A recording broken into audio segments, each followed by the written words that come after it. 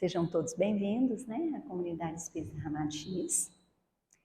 Hoje a nossa conversa fraterna vai dar continuidade ao estudo que nós estamos fazendo do livro Pão Nosso. O livro Pão Nosso faz parte de uma coleção chamada Fonte Viva, que tem o livro Fonte Viva, Caminho, Verdade e Vida e Pão Nosso. Nós já estudamos o Fonte Viva, o Caminho, Verdade e Vida e estamos no Pão Nosso. Então, cada dia da semana é uma lição, tá bom? Então, nós vamos começar com a nossa prece, respirando calmamente. Vamos deixar as nossas preocupações lá fora. Vamos imaginar que nós entramos aqui no salão e que ali na porta tinha um grande cilindro. E nele nós deixamos esses pensamentos de preocupação, de ansiedade, de tristeza, de correria. E quando adentramos aqui, a espiritualidade já nos aguardava. Pois enquanto escutamos a palavra de Jesus, dos ensinamentos de Deus nosso Pai, os nossos espíritos vão se alimentando, se acalmando, e elevando os nossos pensamentos, o nosso coração ao alto. Vamos fazendo a prece. Meu Deus, vós que sois grande, que sois tudo, deixai cair sobre mim, humilde, sobre mim, eu que não existo senão pela vossa vontade, um raio de divina luz. Fazei que, penetrado do vosso amor, me seja fácil fazer o bem, e que eu tenha aversão ao mal, que, animado pelo desejo de vos agradar, meu espírito vença os obstáculos que se opõem à vitória da verdade sobre o erro, da fraternidade sobre o egoísmo. Fazei que em cada companheiro de provações eu veja um irmão, assim como vedes um filho em cada um dos seres que de vós emanam e para vós devem voltar. Dai-me o amor do trabalho, que é o dever de todos sobre a terra, e com o auxílio do achote que colocaste no meu alcance, esclarecei-me sobre as imperfeições que retardam o meu adiantamento nessa vida e na vindoura. Que assim seja. Então, hoje nós vamos falar um pouquinho dessa lição. Deixa eu falar aqui da frente. Então, é sobre elogios, é o capítulo 70. Então, vou trazer a lição. Ela é bem pequenininha, né? Mas ela é tão... Eu já estava falando no grupo aqui do Cuidadores, que eu trabalho, e estava abrindo a prece e falando, né? Tantos anos eu não me recordava se algum dia eu entrei em contato com essa lição. E quão grande é a valia dessa lição, não só para quem trabalha numa casa espírita, mas por todos os lugares que a gente frequenta, né? Principalmente internamente, na nossa reforma íntima. Então, vou trazer a lição, ela é pequenininha, é assim. Mas ele disse, antes, bem-aventurados os que ouvem a palavra de Deus e aguardam. Está em Lucas, capítulo 11, versículo 28. Dirigir-se Jesus à multidão com o enorme poder do seu amor, conquistando geral atenção. Jesus estava fazendo uma pregação nessa passagem. É aquela em que ele está expulsando demônios. Mal terminaram observações amorosas e sábias, eis que uma senhora se levanta no seio da turba e, magnetizada pela sua expressão de espiritualidade sublime, reporta-se em voz alta as bem-aventuranças que deviam caber a Maria, por haver contribuído na vinda do Salvador à face da terra. Mas, prestamente, na perfeita compreensão das consequências infelizes que poderiam advir da atitude impensada, responde o mestre que, antes de tudo, serão bem-aventurados os que ouvem a revelação de Deus e lhe praticam os ensinamentos, observando-lhes os princípios. A passagem constitui esclarecimento vivo para que não se amorteça entre os discípulos sinceros a campanha contra o elogio pessoal, veneno das obras mais santas a sufocar-lhes propósitos e esperanças. E aí ele continua a lição, termina, aliás.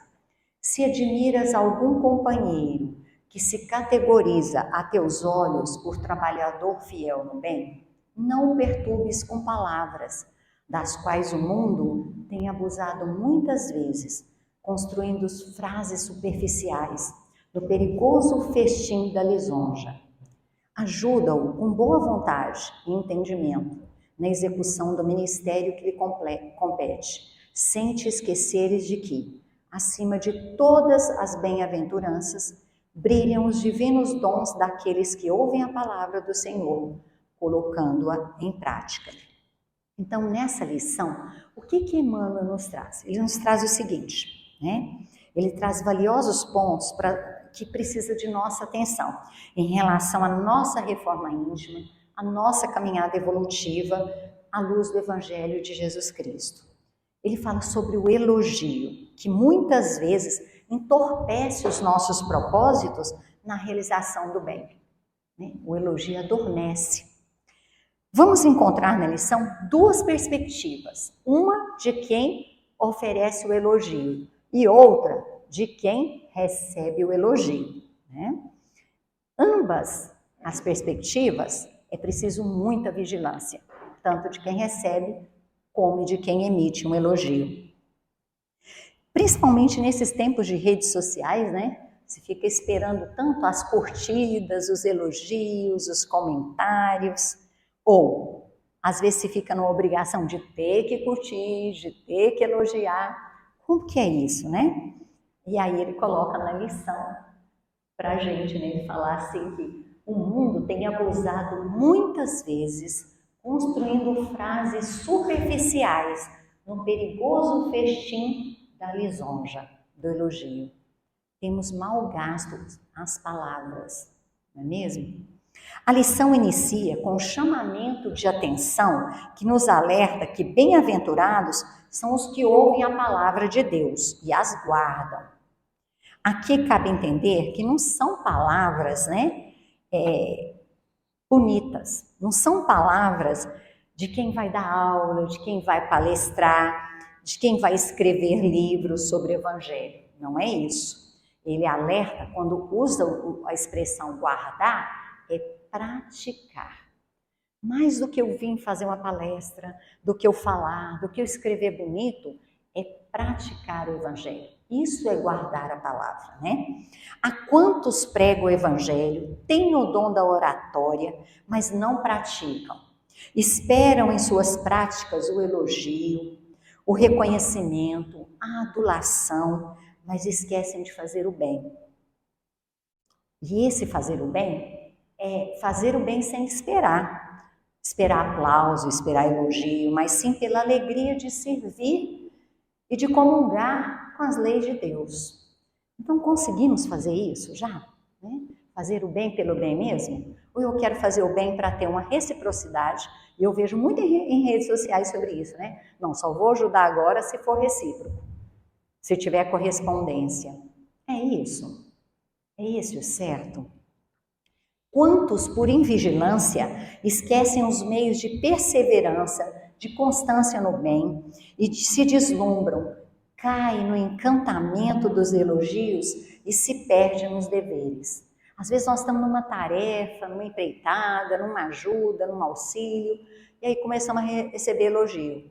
Aí a gente se perde naquilo que deveríamos realmente fazer. Paulo nos alerta que devemos ficar muito atentos aos nossos deveres. Paulo diz que a mesma multidão que vai do elogio também vai à crucificação. Não é isso que a gente tem visto, Tem se visto tantos que elogiam e de repente a pessoa está sendo execrada, está sendo crucificada. Precisamos aprender a tomar o elogio para ser o que precisamos ser, mas que ainda nós não somos.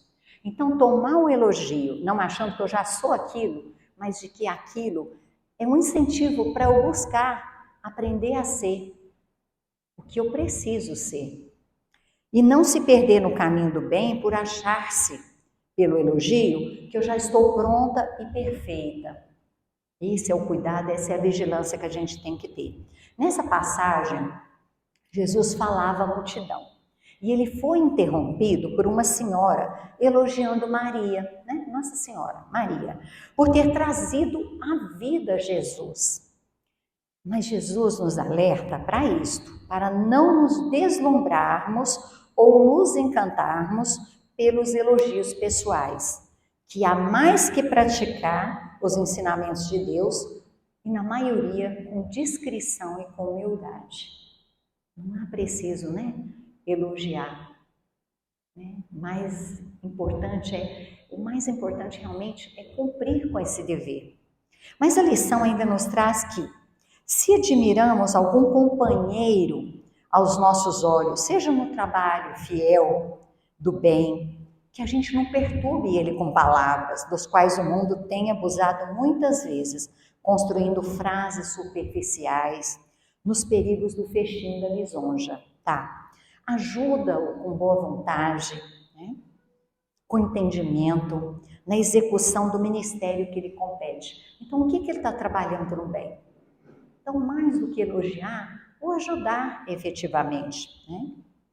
Eu trago aqui um relato do que acontece em vários ambientes, principalmente ambientes religiosos, de trabalho, quando impera neles o pensamento da vaidade, das lisonjas e algumas observações, reflexões sobre o mesmo.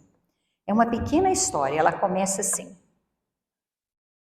Amélia estava esgotada. Ela ia quase todo dia no centro espírita e se desdobrava em várias atividades.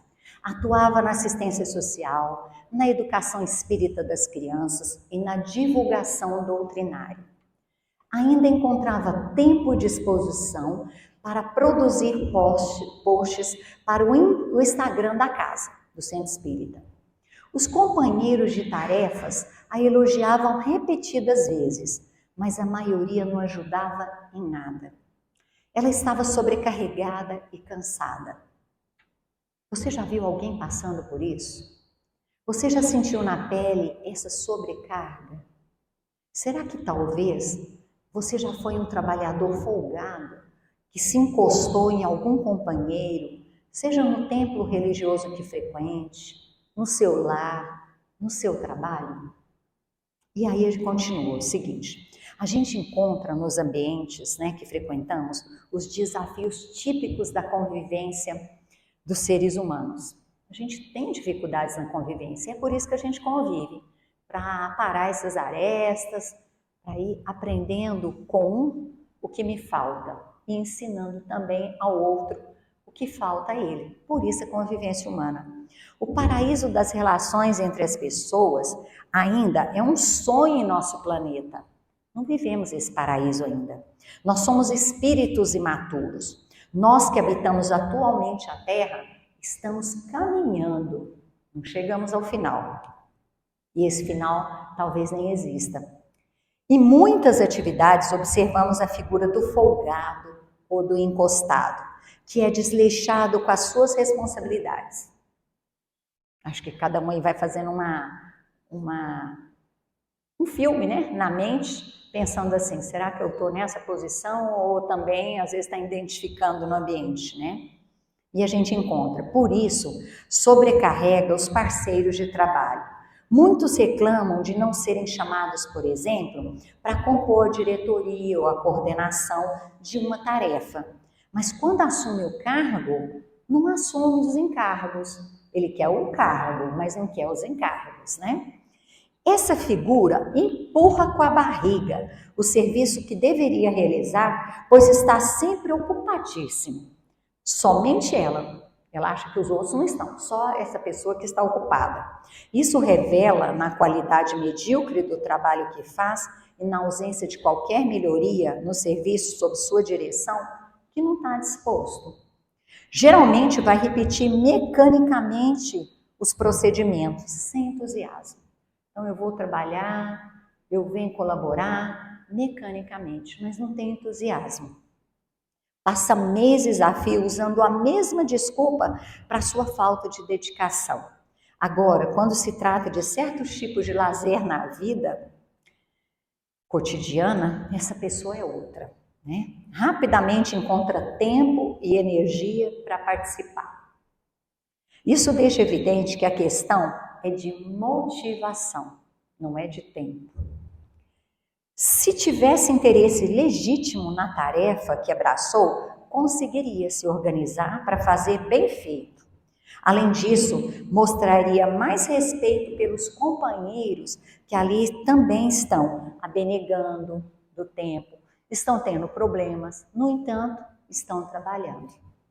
A pessoa folgada, ela tende a apelar para um recurso que consideramos até cínico, que é o seguinte: para não continuar fazendo nada, né, ou fazer o mínimo possível, ela apela para uma tática espertinha.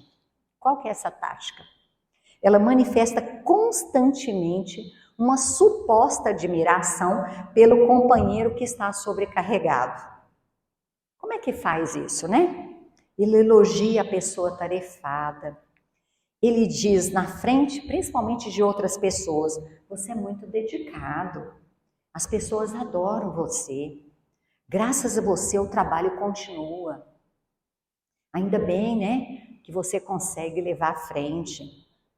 Aí ainda diz, né, infelizmente eu não estou muito presente, cansado de tanto trabalhar. Mas eu sei que você garante para que a atividade continue funcionando bem. Você vai inflando o outro, né, no elogio. Dentre outras variações do mesmo tom, nesse tom de elogio. Elogios ostensivos, repetitivos, sempre na sequência das desculpas que se repetem indefinidamente. E claro, uma voz melosa, em público, de preferência. Tá? Esse é o artifício. É elogiar para ficar sem fazer nada. Elogiar para explorar a boa vontade do outro. Elogiar para empurrar ao outro o trabalho que não se quer fazer. O elogio é um recurso superficial para livrar-se da culpa de não dedicar-se decentemente, principalmente na tarefa que foi assumida. Serve também para justificar a exploração fraternal do companheiro de trabalho. Então, o elogio, eu alivio um pouco a minha culpa, né? Essa manobra gera a falsa impressão para os outros de que o folgado admira o colega sobrecarregado. E a pessoa encostada consegue se esforçar para viver esse papel, mas não encontra energia para cumprir a tarefa que assumiu. Por quê? Porque ele quis assumir a tarefa, mas por que não assume? Fiquemos alerta com os elogios. Muitas vezes são sinceros, mas também são utilizados pelos folgados para tentar disfarçar a exploração. O mais importante é a consciência tranquila e o dever retamente cumprido. Quem se ama respeita também os seus limites. É importante a gente lembrar disso, né? Se sobrecarregar não é vantagem nenhuma. Mas às vezes a gente está com a intenção de vaidade, né? Se sobrecarrega para ser elogiado. Então, por isso o elogio tem duas vias, de quem recebe e de quem emite, né? Observemos essa imagem. Propensão a adular. Já ouviram falar nessa propensão a adular? Fala, nossa, fulano gosta demais de adular, né? Olha a imagem. Então tá, existe uma propensão no ser humano. Propensão não é que é um defeito ainda, é uma tendência que, se repetidamente for realizada, se torna realmente uma deficiência do ser, ainda uma propensão. Então é uma propensão do ser humano que se disfarça pelo elogio, para se conseguir o que se almeja. É a propensão a adular, é essa aí. Há o que adula para conseguir vantagens e o que adula para ser adulado. Interessante, né? O primeiro, aquele que se quer vantagem, quando não se tem méritos próprios, é muitas vezes com falta de escrúpulos, ele busca suprir sua condição precária com um fingimento principalmente de submissão, principalmente também aos superiores. Então ele adula. Isso acontece muito no ambiente de trabalho, né? O segundo já são os ególatras, né? Aquele ligado ao ego, egoístas, de uma pobreza moral, onde necessitam de adulação, distribuindo elogios e lisonjas em torno de si, para que esses elogios sejam retribuídos. Então, eu elogio porque eu espero ser elogiado. Isso pode levar o ser a se tornar hipócrita, falso, pois o adulador vê tudo com o objetivo de especular, de ser conveniente, de tirar vantagem. Adular é bajular. E isso nada tem a ver com admiração, com emotiva gratidão que muitas vezes as palavras francas e sinceras precisam expressar. Então, elogio com palavras francas, sinceras, esse sim é o verdadeiro elogio, mas não é adulação. Né?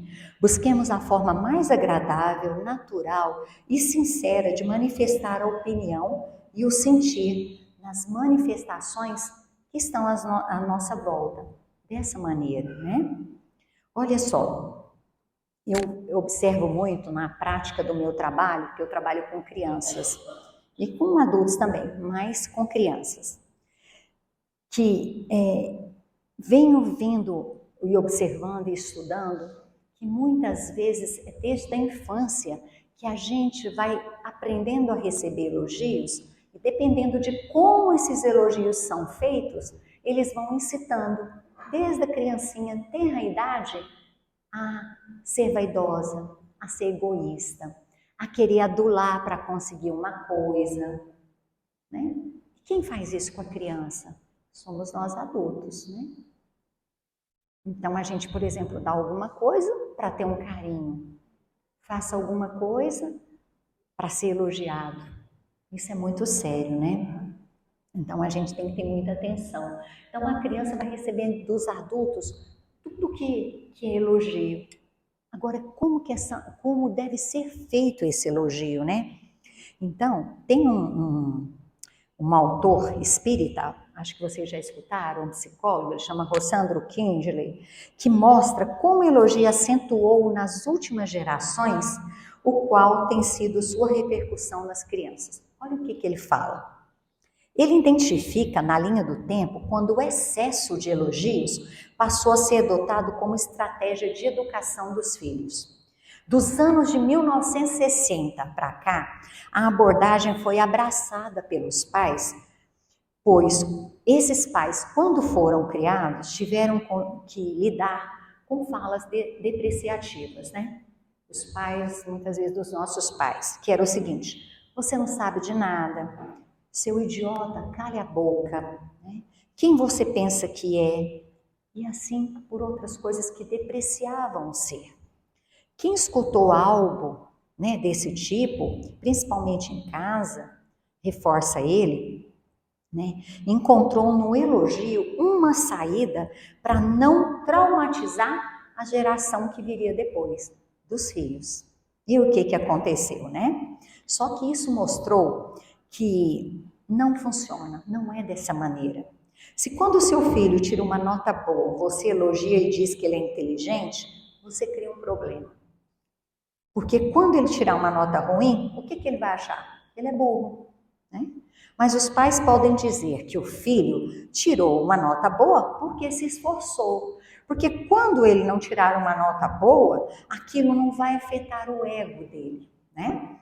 E esse filho verá que poderá fazer diferente, se esforçar um pouco mais. Olha a diferença, não é mesmo? E é isso, elogiar o esforço, elogiar o processo, elogiar o resultado. Quando eu falo para uma criança, para o meu filho, né? Nossa, como você é lindo, beleza. Mas quando eu falo para ele, nossa, você é o mais lindo do mundo. Ele é o mais lindo do mundo, gente. Por que a gente, mãe, às vezes faz isso, né? Aí cresce essa criança com o pensamento da vaidade, né? Eu sou o mais lindo do mundo. eu sou o mais inteligente do mundo, eu sou isso mais que os outros, aí eu estou concorrendo para que ele seja vaidoso. Porque a vaidade é o pensamento em que eu faço algo, mas querendo ser melhor do que o outro. Aí que dá ruim, né? Cada um tem seu lugar no mundo. Deus nos criou indivíduos diferentes. Então não há por que ter competição.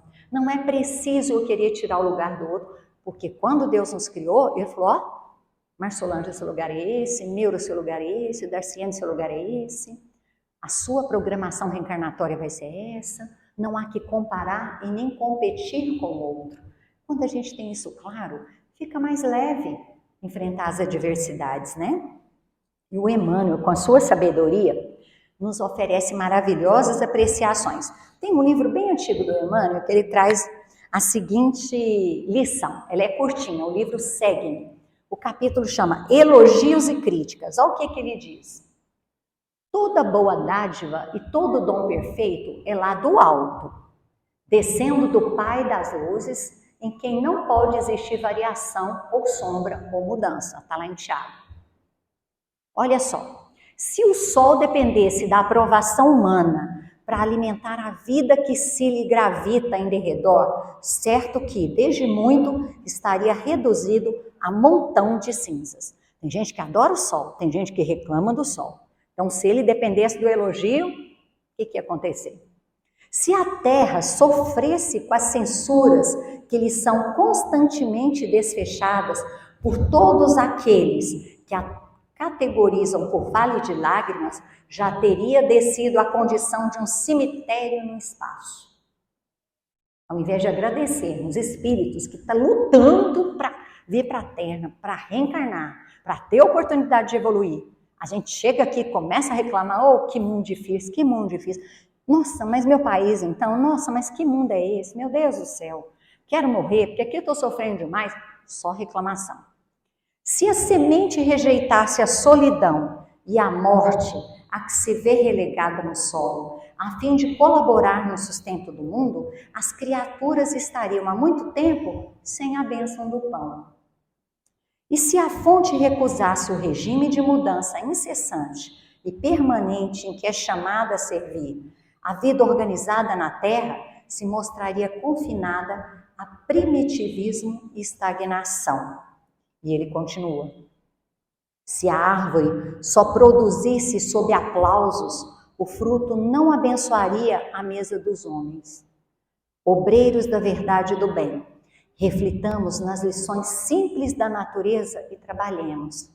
Agradecei o louvor que vos fortalece para o desempenho das obrigações naturais do mundo e aproveitai com resignação a advertência que a crítica vos dê. Entretanto, se precisamos de elogio para trabalhar e se a admoestação nos paralisa as faculdades de servir, estamos ainda longe de compreender o tesouro das oportunidades de aprimoramento e elevação que nos enriquece os caminhos, de vez que, acima de tudo, a bênção que nos reconforta, a luz que clareia a estrada, a força que nos sustenta e o apoio que nos escora chegam sempre de mais alto e procedem originária e tão somente de Deus. Então, de Deus é que devemos esperar o maior dos aplausos, dos elogios, não é mesmo? E aí, num outro livro também, chama Mereça Ser Feliz, o espírito Hermance Dufour, ele diz o seguinte: a educação na sociedade moderna destina-se ao aplauso, ao êxito, e raramente educa-se para saber perder ou lidar bem com derrotas e críticas. Treina-se para a passarela do sucesso e a necessidade de aprovação e reconhecimento social, sem se preparar para o auto-amor. O vício de prestígio é um sintoma claro de que não nos planificamos conosco, de ausência de autorrealização, de amor a si próprio. Se nos amássemos, não teríamos tanta dependência de opiniões e atitudes alheias. Muito, mas muito importante isso, né? Aprender a praticar o auto-perdão, o auto-amor, a autorrealização. Porque ao ouvirmos elogios, não vamos entorpecer. Ao ouvirmos críticas, também não vamos cair. Porque temos a certeza que quem cuida de nós, quem está nos encaminhando, é o nosso Pai. Que é melhor, né, gente, do que ter aí o elogio e mesmo pelas advertências, que seria a crítica de Deus, que o faz com muita amorosidade. Então é isso, né? A única fórmula para o exercício dessa beneficência da paz que a gente tem que buscar, em louvor de nossa própria segurança, será sempre esquecer o mal e fazer o bem, porquanto, em verdade, tão somente a criatura consagrada a trabalhar, servindo ao próximo, não dispõe de recurso para entediar-se e nem encontra tempo para ser infeliz. Então é o trabalho mesmo na reforma íntima, no autoconhecimento, né? Não ficar esperando elogios. Mas se vier, que seja para aquilo que foi falado no começo, para eu ser o que eu preciso ser, e não acreditar que eu ainda sou dessa maneira, não é mesmo? Para concluir, o sábio não se exibe, por isso brilha. Ele não se faz notar, e por isso é notado. Ele não se elogia, e por isso tem mérito. E porque não está competindo, ninguém no mundo pode competir com ele. Não te deleites nunca com as flores que o elogio proporciona, porque se em lugar delas recebe de vez em quando uma pedra, por menor que seja, te parecerá enorme e, sem dúvida, aumentará o dano sofrido. Essas flores adormecem, produzem atordoamento. As pedras, pelo contrário, despertam. O que é melhor? Então agora nós vamos passar para a nossa segunda parte. Eu peço que cada um olhe essa imagem. Se sentir à vontade, feche os olhos e fique com essa imagem na sua tela mental.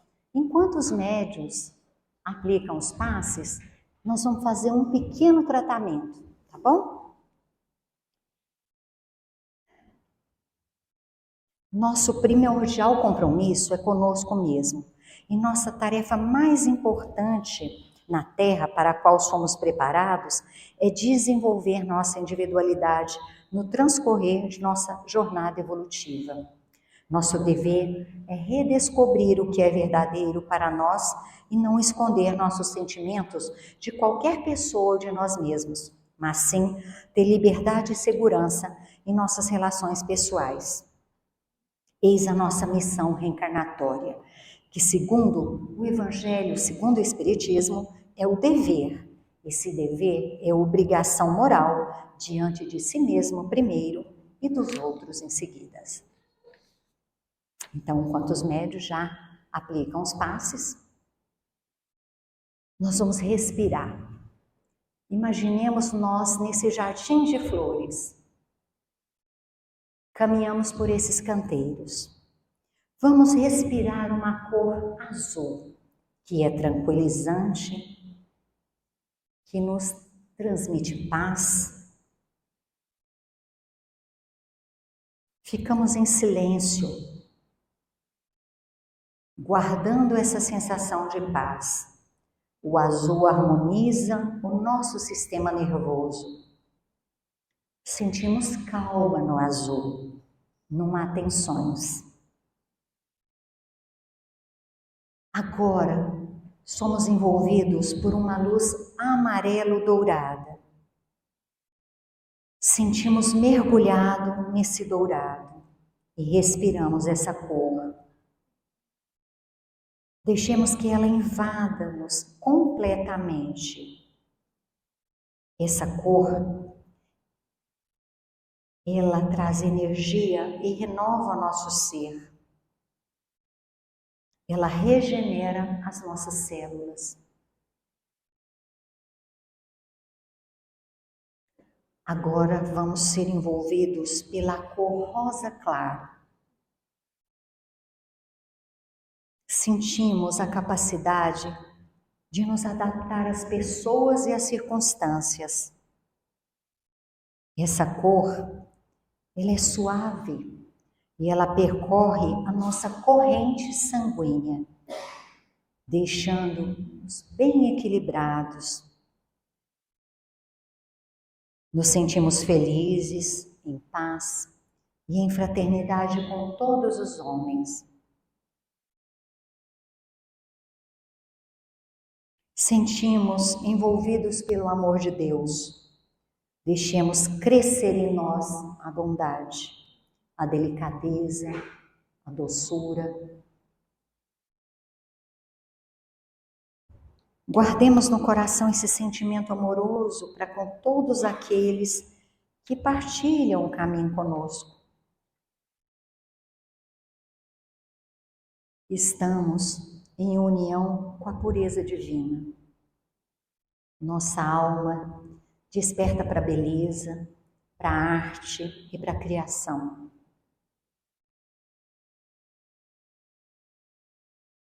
Sentimos em completa harmonia com o alto. Vamos sendo envolvidos agora por uma luz verde bem suave. Respiramos e mentalizamos a saudável cor verde dos campos. Sintamos essa cor verde suave percorrendo nosso corpo, numa ação antisséptica, curadora, renovando nossos tecidos. O verde é a cor do equilíbrio entre a nossa parte física e espiritual. Ela nos desperta para o interesse do autoconhecimento. Vamos relaxando. Uma amorosa cor rubi vai nos envolvendo.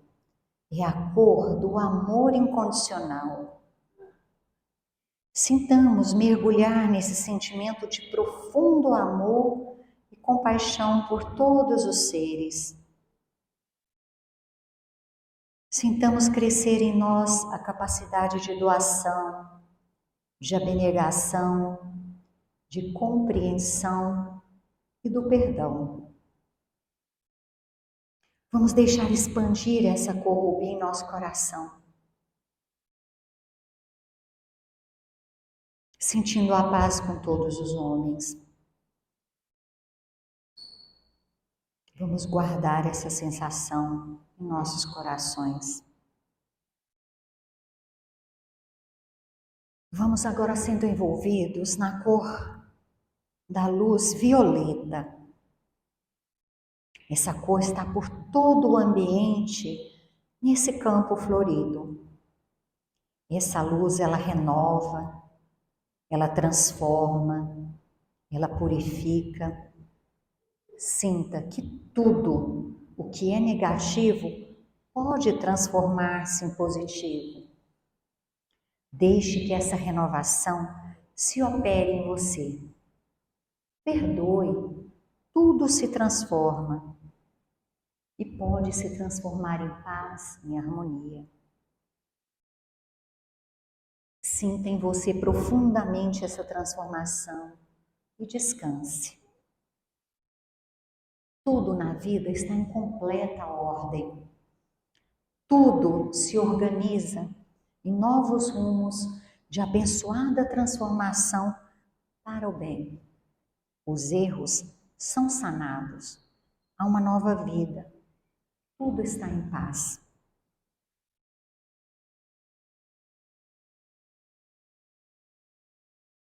Sempre que possível, observemos o nosso próprio coração, porque é através do nosso coração que vem a única luz que pode iluminar a vida e torná-la clara aos nossos olhos. Agora nós vamos voltar para cá, para o salão. Vamos nos despedir desse jardim florido. E vamos voltando, mexendo os pés, os braços. E vamos juntos fazer a prece que nosso Mestre nos ensinou. Pai nosso que estais nos céus, santificado seja o vosso nome. Venha a nós o vosso reino. Seja feita a vossa vontade, assim na terra como nos céus. O pão nosso de cada dia nos dai hoje. Perdoai as nossas ofensas, assim como nós perdoamos a quem nos tem ofendido. E não nos deixeis cair em tentações, mas livrai-nos de todo mal, que assim seja. Uma semana de muita luz, de muita paz a todos.